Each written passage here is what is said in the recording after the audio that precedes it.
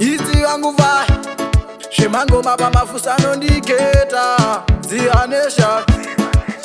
Wari kufunza sita Sita remangoma inini ndogona Sita remangoma Dini yangu faya Pamangonga Amafusa nondiketa Ende futi ninoimba zvakanyanya Andifinda neta Dini yangu faya Pamangonga Amafusa nondiketa Ende futi ninoimba zvakanyanya Andifinda neta Andipula kafo Sema 7 kafo Pakuimba ini andisibo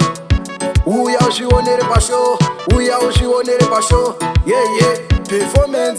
Performance Yangu ini yekutora masensi Performance One day ndichafama one pensi Pamangonga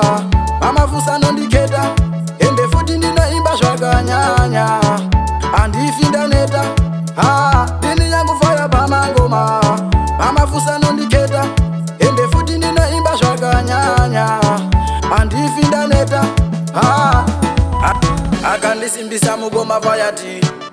Rowa mangoma usamira Kuno mafanzi ariti Kabira maneti robora Sita remangoma inini ndogona Sita remangoma Dini yangu faya Pamangonga Amafusa nondiketa Ende futi ninoimba zvakanyanya Andifinda neta Dini yangu faya Pamangonga Amafusa nondiketa Ende futi ninoimba zvakanyanya Andifinda neta Andipula kafo Sema 7 kafo Pakuimba ini andisibo Uya ushionere pasho Yeah Performance Yangu ini yekutora masensi Performance One day ndichafama one pensi Pamangonga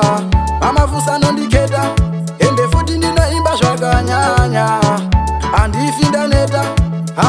Dini yangu faya Pamangonga Amafusa nondiketa Ende futi ninoimba zvakanyanya Andifinda neta